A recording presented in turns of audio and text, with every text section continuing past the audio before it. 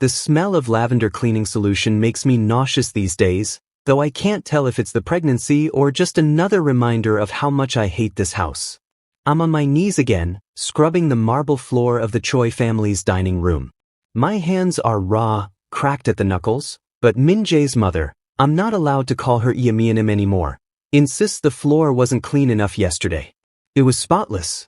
We both know it. Faster, Kim Hanol, she says from above me, her voice sharp as broken glass.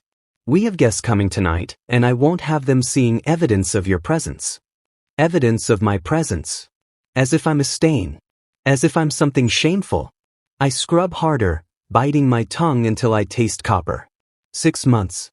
I've endured 6 months of this since Min-jae brought me home as his intended mate. 6 months of sleeping in the servants' quarters instead of his room. 6 months of his family's cutting remarks, their cold shoulders, their elaborate ways of reminding me I don't belong. And Min-jae? My alpha? He's never here.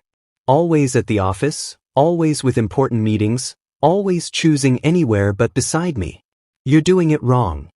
Min-jae's younger sister, Sua, clicks her tongue as she walks past, deliberately stepping on the part one just cleaned with her muddy shoes. How pathetic. Hyung actually thought an omega from your background could fit into our family. My background? I'm not from the slums. My family owned a small restaurant before it closed. We were respectable, normal. But to the choice, with their conglomerate money and their 3-story hanok in Gangnam, I might as well be dirt. I don't respond. I learned that lesson the hard way. Fighting back only makes it worse. That evening, I discover I'm pregnant. The test sits on the edge of the sink in my tiny bathroom, 2 pink lines glaring at me like an accusation. My hands won't stop shaking. I'm 8 weeks along, maybe 9. The timeline matches that night, the only night Min-jae came to me in weeks, when he'd had too much soju at a company dinner and stumbled into my room instead of his own. He'd kissed me like he meant it, held me like I mattered, whispered my name like a prayer. In the morning, he was gone before I woke up, and he never mentioned it again. Now there's a life growing inside me. Our child. I press my palm against my still flat stomach, and for the first time in months, I feel something other than despair. Well, maybe fragile and terrifying, but there. Maybe this will change things. Maybe when Min-jae knows, he'll finally stand up for me. Maybe his family will have to accept me as the carrier of their grandchild, their heir. Maybe I won't be invisible anymore. I wait 3 days for the right moment to tell him. 3 days of morning sickness that I hide by claiming a stomach bug. 3 days of his mother's increasingly creative cruelties. She, accidentally, serves me food I'm allergic to at dinner, then acts shocked when I can't eat it. So ungrateful, she sighs. We open our home to you, and you throw our generosity back in our faces. Min-jae says nothing. He never does. Finally, I catch him alone in his study. It's late, past midnight. He looks exhausted, tie loosened, hair disheveled. For a moment, he looks like the man I fell in love with 2 years ago, the one who smiled at me across a coffee shop, who courted me with handwritten notes and walks along the Han River. Min-jae, I begin, and I hate how small my voice sounds. I need to tell you something important. He doesn't look up from his laptop. Can it wait? I have a presentation tomorrow. It's about us. About our future. That gets his attention, though his expression isn't encouraging. Hanul, if this is about my mother again. I'm pregnant. Silence. Heavy and suffocating. He stares at me like I've spoken a foreign language. Pregnant. 8 weeks. I took 3 tests. They're all positive. I take a step closer, daring to hope at the shock on his face. Min-jae says we're going to have a baby. We're going to be. How could you be so careless? The words hit me like a slap. Careless? We're bonded. We're supposed to be. Supposed to be? He stands abruptly, and I instinctively step back. Hanul, look around you. Do you see a life here where a child fits? My family barely tolerates you. A baby will make everything worse. But it's your child. Our child. They'll have to. They'll blame you. His voice is flat, matter-of-fact. They'll say you did this on purpose. Trap me. Gold digger tactics. Is that what you think? My voice cracks. Do you think I trapped you? He doesn't answer, and that's answer enough. I need time to think, he finally says. Don't tell anyone yet. Especially not my family. He walks out, leaving me standing alone in his study, one hand protectively cradling my stomach. The final breaking point comes 3 nights later. Dinner with the entire Choi family. Min-jae's father is visiting from Busan, and his mother has outdone herself with the formal meal. I'm not invited to eat with them. I'm serving as usual, wearing the plain hanbok his mother laid out for me. The fabric is rough, nothing like the silk the other family members wear. I'm pouring tea when I hear Min-jae's mother speak. We need to discuss Hanul's situation, she says delicately. My hands freeze on the teapot. What situation, Iamianim? Min-jae asks, but his voice carries a warning I recognize too well. Don't play stupid, Min-jae. He told you, didn't he? About the pregnancy? The room goes silent. Every eye turns to me. The teapot trembles in my grip. Min-jae's father speaks first. Is this true? I look at Min-jae, pleading silently. Tell them it's okay. Tell them we're happy. Tell them something.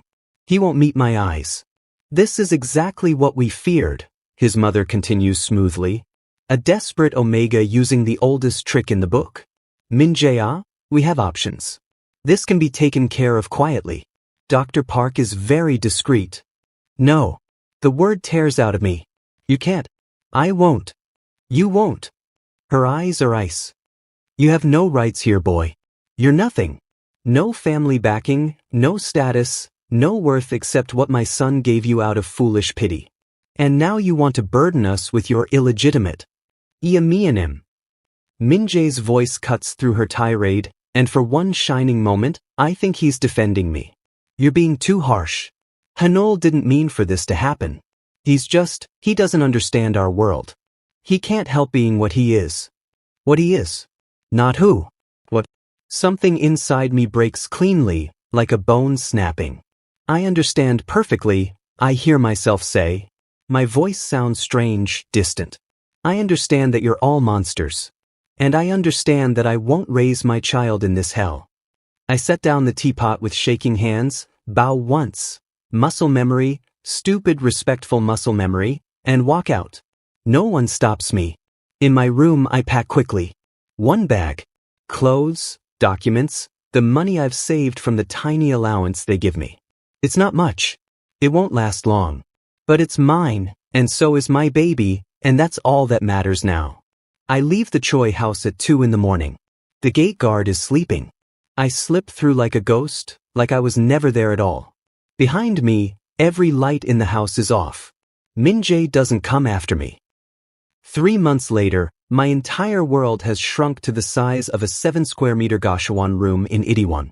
The walls are thin enough that I hear everything. The student next door cramming for exams at 3 a.m., the office worker above me sobbing into his phone every weekend, the elderly woman across the hall coughing until I worry she'll collapse. We're all barely hanging on here, all invisible to the glittering soul that exists just outside these narrow corridors. I press my hand against my belly, round now, unmistakably pregnant at 5 months, and feel the flutter of movement inside. My baby. My reason for everything. Appa's going to give you a better life, I whisper. I promise. The promise feels hollow when I look at my bank account. 200,001 left. Maybe 3 weeks of survival if I'm careful. The restaurant job is all that stands between us and the street. Myeongdong Pearl is the kind of restaurant where a single meal costs more than my monthly rent. Crystal chandeliers, white tablecloths, servers in crisp uniforms gliding between tables of wealthy diners. I'm one of those servers now, though my uniform doesn't fit right anymore. The manager, Mr. Kong, a cold-eyed beta, told me to hide my condition or find another job. Pregnant Omegas make customers uncomfortable, he said, looking at me like I'd chosen to be an inconvenience. Especially unmated ones. It's unseemly. So I wear the largest uniform size, pin the fabric cleverly, and pray no one notices. Today, I'm assigned to the VIP section. My feet are swollen, my back aches, and the morning sickness that's supposed to end in the first trimester hasn't gotten the message. I've already thrown up twice in the staff bathroom, rinsing my mouth with water because I can't afford toothpaste this week. Table 7 needs water, another server, Jihun, mutters as he passes. He's one of the few who doesn't treat me like garbage. Alpha customers. Big table. Try not to mess up. I grab the water pitcher with hands that have permanent tremors now. Malnutrition, probably, because I eat 1 meal a day so my baby can have nutrients from the vitamins I buy instead of food. Table 7 is 4 alpha men in expensive suits, the kind who wear their wealth and status like armor. They're laughing too loudly, speaking with the careless confidence of people who've never been told no. Water? I ask quietly, keeping my eyes down. Finally, one of them snaps. We've been waiting forever. What kind of service is this? I pour carefully, but my hands shake and a few drops spill onto the tablecloth. The alpha's hand shoots out, gripping my wrist hard enough to bruise. Clumsy Omega. Look what you've done. I'm sorry, sir. I'll get a clean cloth immediately. Sorry doesn't cut it. His eyes rake over me, and I see the moment he notices. The slight swell of my belly, despite my careful pinning. His lip curls. You're pregnant? And unmated. He says it loud enough that nearby tables turn to look. What kind of establishment is this? Kong SSI, hiring unwed Omega trash? My face burns. Every eye in the VIP section is on me now. I apologize for the inconvenience. I manage, trying to pull my wrist free. His grip tightens. You should be ashamed, parading around in your condition. Where's the father? Did he abandon you? I'd abandon you too if... That's enough. Jihun appears beside me, his voice firm. Sir, please release our staff member. The alpha laughs. Or what?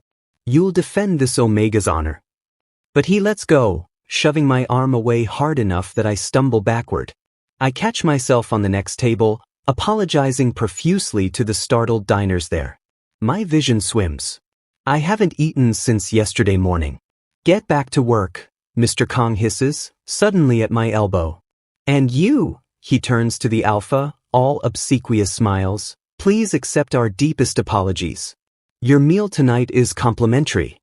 The alpha smirks. Make sure that thing doesn't serve us again. That thing. I'm a thing now. Not even human. I make it through the rest of my shift on autopilot. Smile. Apologize. Don't cry. Don't cry. Don't cry. In the staff changing room afterward, I finally let the tears come. Silent, because even here, I can't afford to be noticed. Hanul SSI. Jihun's voice makes me jump. He's standing in the doorway, looking uncomfortable. Do you have somewhere safe to go? The question is so unexpectedly kind that it makes me cry harder. I'm fine, I lie. Thank you for earlier. That alpha was Park Jinwoo, Seo's son. He complained to management. Jihun's expression is pained. Mr. Kong is looking for an excuse to fire you. Be careful. After he leaves, I sit on the bench, staring at my ruined hands. Once, Min-jae kissed these hands. Called them beautiful. That feels like a lifetime ago. My phone buzzes. A text from an unknown number, still offering cash for Omegas willing to carry for wealthy families. Discreet. Good money. I delete it immediately, nausea rising. I've gotten dozens of these messages since my pregnancy started showing. Surrogate brokers, illegal adoption rings, worse things I don't want to name. Somehow, they always know. Desperate, unmated, pregnant Omegas are easy prey. Never, I whisper, both hands on my belly. I'll never give you up. The next week is worse. Mr. Kong assigns me to increasingly difficult shifts. The late nights, the problem customers, the sections where alphas drink too much and get handsy. I'm exhausted to the point of hallucination. My baby moves less, and the fear that something's wrong gnaws at me constantly, but I can't afford a doctor's visit. On Thursday, an alpha, accidentally, trips me. I fall hard, barely catching myself before my stomach hits the floor. He laughs. No one helps me up. On Friday, a female alpha calls me a homewrecker and says I probably seduced someone's husband. Her friends agree loudly. I clear their plates with shaking hands and say nothing. On Saturday, I'm serving the lunch rush when my vision goes gray at the edges. I haven't eaten in 2 days.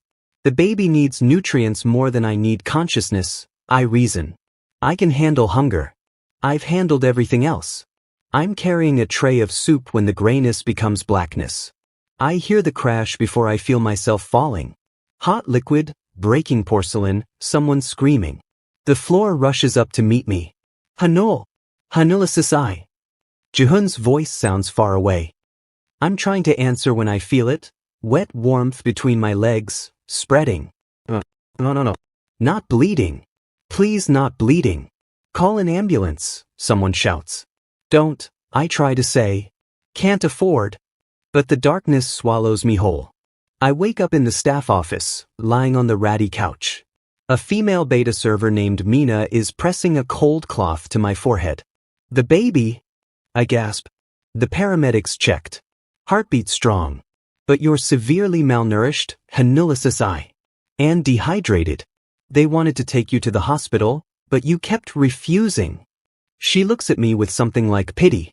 Can't afford it. I know. She presses something into my hand. Cash. Maybe 50,000 won. Take it, please. Buy food. Real food. I want to refuse, pride, dignity, all those useless things, but my baby's life matters more than my pride. Thank you, I whisper. Mr. Kong appears in the doorway, arms crossed. You're done for today. Be back tomorrow at 5 a.m. We're hosting a private event. Huge tips if you behave. If I behave. As if I'm the problem. As if I asked to be humiliated, degraded, treated like garbage.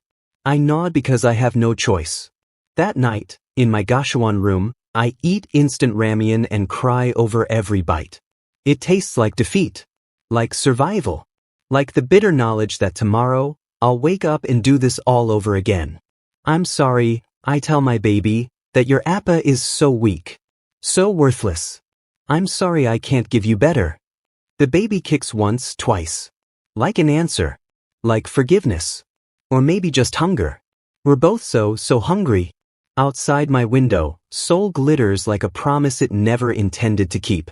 Somewhere in that glittering darkness, Min-jae is probably at another business dinner, another corporate event, living his life like I never existed.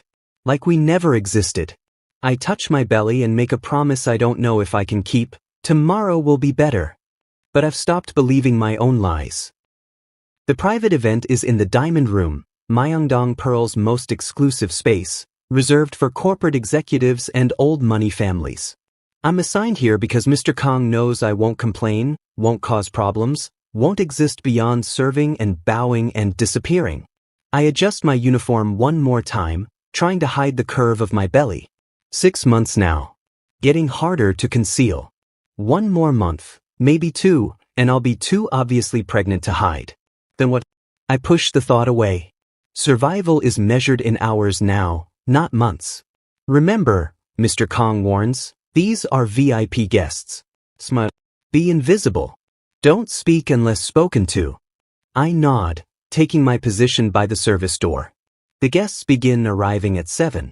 Expensive suits, designer handbags, the casual arrogance of people who've never known struggle. I'm pouring wine, clearing plates, a ghost in their peripheral vision. Then I hear his laugh. It's muscle memory, the way my entire body goes rigid. That laugh, I'd know it anywhere. The one that used to make me feel warm, safe. Now it just makes me cold. I turn slowly and there he is. Choi Min-jae. My alpha. The father of my child. He's at the head table, looking exactly as he did 4 months ago. Sharp suit, perfect hair, that easy smile he wears for business associates. He's laughing at something his companion said, completely at ease, completely unaware. Completely fine, like the last 4 months didn't happen. Like I didn't happen. The tray in my hand starts to shake. I can't do this.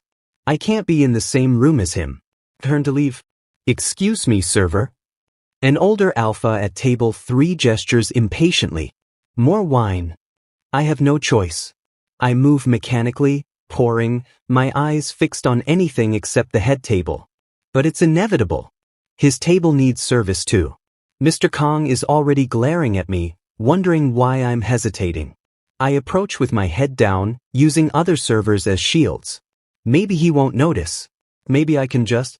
Water, please, someone at his table requests. I reach between two guests with the pitcher, hands trembling so badly that water sloshes in the container. Just pour and leave. Hanul! His voice stops my heart. I freeze, pitcher hovering over a glass. Every instinct screams at me to run, but my body won't cooperate. Slowly I raise my eyes to meet his. Min-jae's face has gone completely white.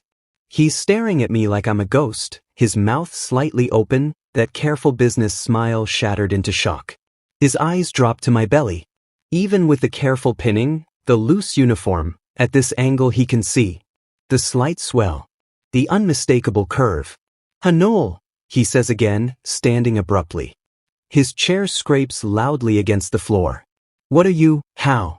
I'm sorry for the disturbance. I manage, my voice barely audible. I set the pitcher down with shaking hands. Please excuse me. I walk, not run, I can't run, not in front of all these people, toward the service exit. Behind me, I hear Min-jae apologizing to his table, hear his footsteps following. No. I make it to the staff corridor before his hand catches my wrist. The same wrist that Alpha customer grabbed last week, still bruised. I gasp in pain, and he immediately releases me. Hanul, wait, please. He looks around the empty corridor, running his hand through his hair, destroying its perfection. What are you doing here? Why are you working as a... He stops, seeing me clearly for the first time. The too thin face, the hollows under my eyes, the way my uniform hangs on my frame everywhere except my belly. Oh God. Hanul, what happened to you? What happened? I laugh, and it sounds unhinged even to my own ears. You happened, Min-jae Sasai. Your family happened. This, I gesture at myself, is what happens when an Omega runs away with nothing. I looked for you. His voice rises desperately. Everywhere. I hired investigators, I checked every hospital, every Omega shelter. Did you check the Gashwan in Itaewon? Did you check the restaurants where desperate Omegas work themselves to death for minimum wage? I'm shaking now, for months of suppressed rage bubbling up. Or did you only check the places you thought I deserved to be? That's not fair. Fair. The word comes out as a snarl. You want to talk about fair? Your mother suggested I abort our baby like it was a medical procedure. Your father called our child illegitimate. And you, my voice breaks. You sat there and said nothing. You called me what I am instead of who I am. So I left because I realized you never actually wanted me. You just wanted something pretty and obedient to possess. That's not true. He reaches for me, but I step back. Hanul, I was wrong. I was a coward. I know that now. After you left, He looks wrecked, and part of me wants to feel satisfied, but I'm too tired. I've been losing my mind. Not knowing if you were safe, if the baby... The baby is fine, I cut him off coldly. No thanks to you. Let me help, please. You're clearly... His eyes take in my appearance again. You're not eating enough. You're working too hard. This can't be good for her. Don't. My voice is ice. Don't you dare pretend to care about this baby now. You had your chance. You chose your family over us. I've cut ties with them. The words burst out of him. After you left, I realized what they did to you, what I allowed them to do. I don't live there anymore, Hanul. I haven't spoken to my mother in months. A sharp voice interrupts us. What's going on here? Mr. Kong stands at the corridor entrance, face red with fury.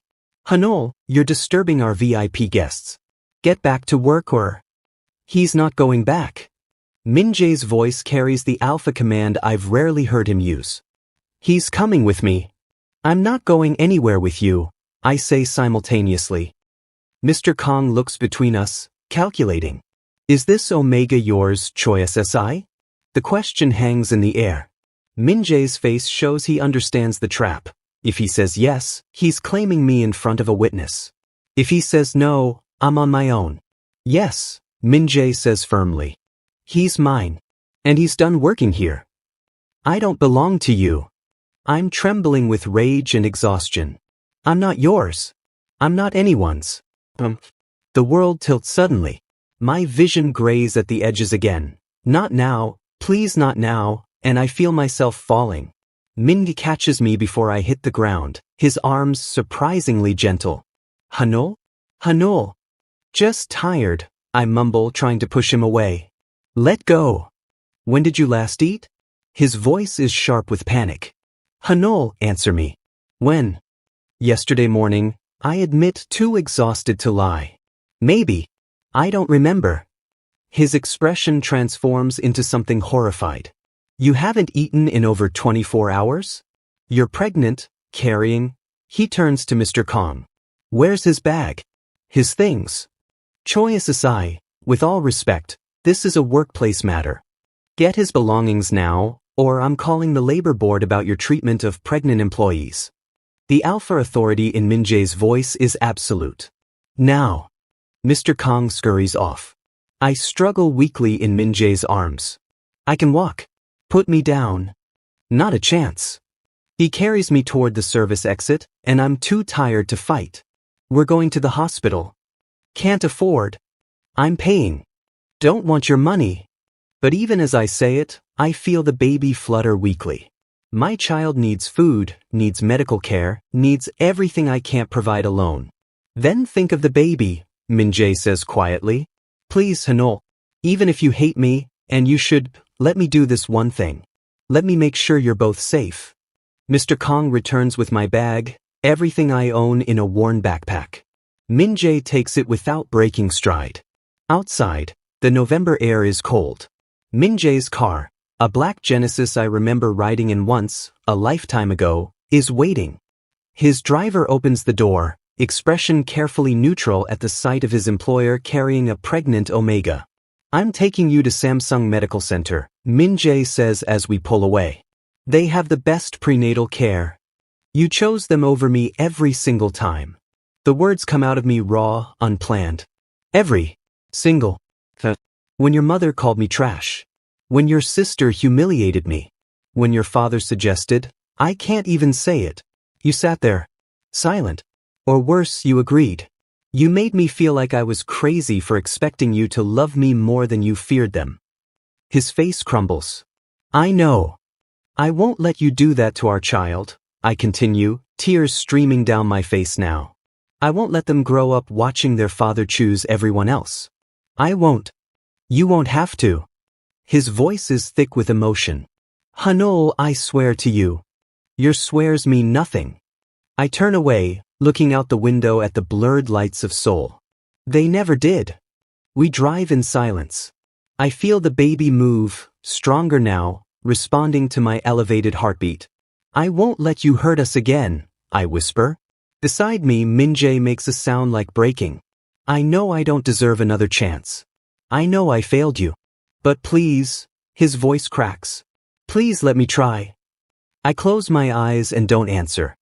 The hospital room is too clean, too white, too much like the Choi family home. I wake up to the beeping of monitors and the smell of antiseptic, and for a moment, panic claws at my throat. Then I remember. Min-jae. The restaurant. Collapsing. My hands fly to my belly. Still there. Still round. The baby is fine. A doctor, a kind-faced beta woman, appears beside my bed.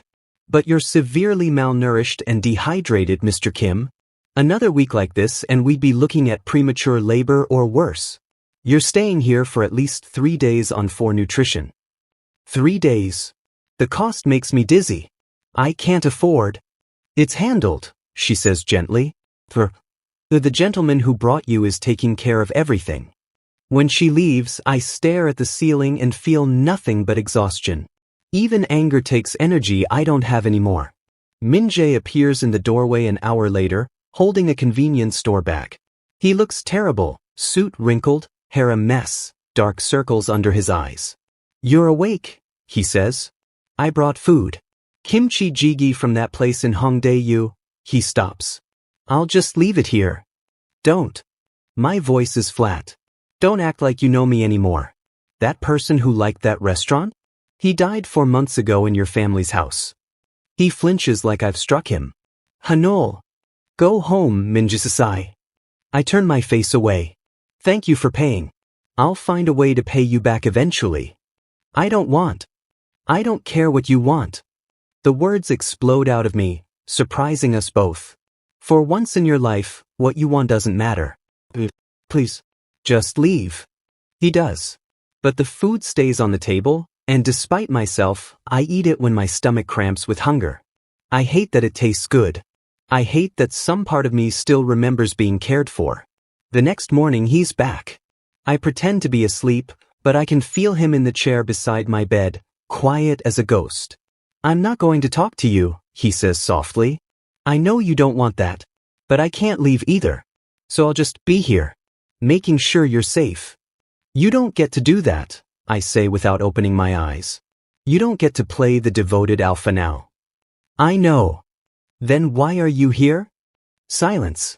Then, because 4 months ago, the person I love most in the world walked out my door, pregnant and terrified, and I was too much of a coward to follow.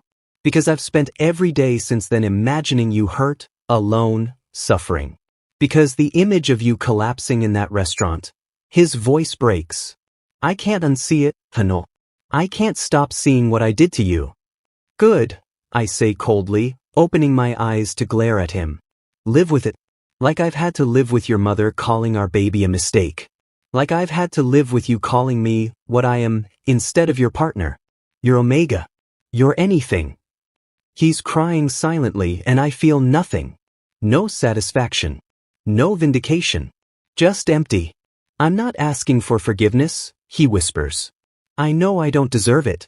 Maybe I never will. But I need you to know, I cut them off. My family. All of them. That doesn't fix what happened. I know. Nothing fixes it. But it's a start. He pulls out his phone, shows me a text conversation. His mother's name at the top. Messages from her, demanding, angry, then pleading. His single response. Until you can treat Hanol with the respect he deserves, you don't have a son. I look away. That's what you should have done 4 months ago. You're right. Stop agreeing with me. I'm shaking now, emotion breaking through the numbness. Fight back. Defend yourself. Give me a reason to justify why I stop myself. Why you still what? His eyes are desperate. Nothing. It doesn't matter. But we both know what I almost said. 3 days in the hospital becomes a week because my blood pressure spikes dangerously. Preeclampsia, they say. Bed rest for the remainder of my pregnancy. I laugh bitterly when they explain. Bed rest requires having a bed, having a place to rest, having any semblance of stability. Min-jae overhears from the hallway. He's coming home with me, he tells the doctor. No, I'm not. Hanol, you need. I don't need anything from you. But even as I say it, the baby kicks weakly, and I know I'm lying. My baby needs everything I can't provide alone. The thought makes me want to scream. Then do it for them, Min-jae says quietly, reading my face. Not for me. For our child. Let me give you both a safe place. Please. The please breaks something in me. Not forgiveness. Not even close. But practical reality crashes down. I have nowhere to go, no money, no options. My pride won't feed my baby. Separate rooms, I finally say. You don't talk to me unless necessary. This is temporary. Until I figure something out. Whatever you need. His apartment is in Hanamdong, spacious and modern. He shows me to the guest room, already prepared with clean sheets, toiletries, everything I might need. It feels like a trap disguised as kindness. I work from home mostly now, he says awkwardly. But I'll stay in my office. You won't even know I'm here. I'll always know you're here, I mutter. That first week is tense and silent. He leaves prepared meals outside my door 3 times a day. I eat them because my baby needs nutrition, but I never thank him. He deserves nothing from me. One night, I wake up at 2 a.m. with terrible cramps. I stumble to the bathroom, terrified, and when I come out, Min-jae is standing in the hallway, clearly woken by the noise. Are you okay? Is it the baby? False contractions, I manage. The doctor said they're normal. Should I call? No. I'm fine. Go back to sleep. But the cramps continue, and I'm afraid. I hate that I'm afraid. I hate that I'm alone in this room, terrified that something's wrong, with no one to... A soft knock. Hano? Can I just sit outside your door? You don't have to talk to me. I just want to be nearby. In case. I should say no. Should maintain my anger, my distance. But I'm scared and tired and so alone. Fine, I whisper. I hear him settle on the floor outside. And somehow, knowing he's there, even though I hate him, even though he broke me, makes the fear more bearable. The next morning, he's still there, asleep against the doorframe. 2 weeks pass. I'm getting stronger physically, but emotionally, I'm exhausted from the constant tension. From holding on to my anger like a shield. Min-jae never pushes. Never demands. Just exists quietly in the background, leaving food, replacing towels, making sure I have everything I need. One evening, I find him in the kitchen crying over a pot of mayakguk. What's wrong? I ask before I can stop myself. He startles, wiping his eyes quickly. Nothing. I was trying to make seaweed soup. My grandmother's recipe. For the pregnancy. But I can't get it right and he laughs bitterly. I can't even do this one simple thing. I look at the pot. The soup is too salty, the seaweed overcooked. It's terrible. Move, I say. What? Move. You're ruining it. I push past him, adjusting the heat, adding water, fixing his mistakes. He watches silently as I work. My mother used to make it like this, I say quietly. Before she died. Before I had no one. I'm sorry, he whispers. I'm sorry that I made you feel like you had no one again. My hand's still on the spoon. You don't get to apologize your way out of this. I know. You can't just fix soup and fix us. I know. Then why are you trying? I turn to face him, tears streaming down my face. Why are you here, Min-jae? Why do you keep trying when I've made it clear I don't forgive you? Because you shouldn't forgive me, he says simply. Because I don't forgive myself. But that doesn't mean I stop trying to be better. That doesn't mean I abandon you again. He takes a shaky breath.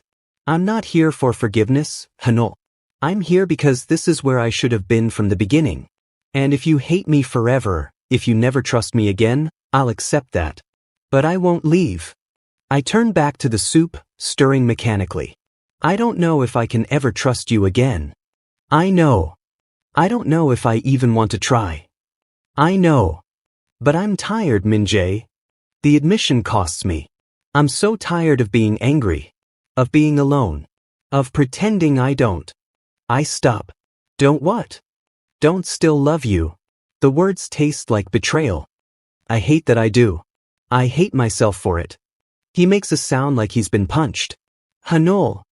Don't. I hold up a hand. Don't make promises. Don't say it'll be okay. Just let me feel this. Let me be confused and angry and still stupidly in love with someone who hurt me. Okay, he whispers. We eat the soup in silence. It's good now. Not perfect, but good. I'm not ready to forgive you, I say afterward. I might never be. I understand. But I'm willing to try. Slowly. Very slowly. To see if you've actually changed. His eyes widen with hope. Really? Don't make me regret this, I warn. One mistake, Min-jae. One time you prioritize anything over our family and I'm gone. Forever. You won't regret it, he says fiercely. I swear. I don't believe him yet. But maybe someday I will. Our daughter is born 3 weeks later. Labor is long and difficult, and I scream things at Min-jae that I halfway mean. He takes it all, holds my hand, never leaves. When they place her on my chest, tiny, perfect, screaming, I finally understand what people mean about instant love. She looks like you, Min-jae says, voice thick with tears. Poor thing, I mutter, but I'm smiling. We name her Hannah. What? New beginning. The months that follow aren't easy. I still have nightmares about the Gashwan, about his family, about being alone. I still flinch sometimes when he reaches for me. Trust, I'm learning, doesn't rebuild overnight. But Min-jae is patient. He proves himself daily, through action, not words. When Hannah cries at 3 a.m., he's there. When I have panic attacks, he sits quietly nearby until I calm down. When his mother tries to call, he blocks her number without hesitation. 6 months after Hannah's birth, we're sitting on the couch while she sleeps. Min-jae reaches for my hand carefully, telegraphing the movement. Is this okay? He asks. I consider. Then slowly I lace my fingers with his. Yeah. It's okay. It's not forgiveness. Not yet. Maybe not for years. But it's a start. And sometimes that's enough.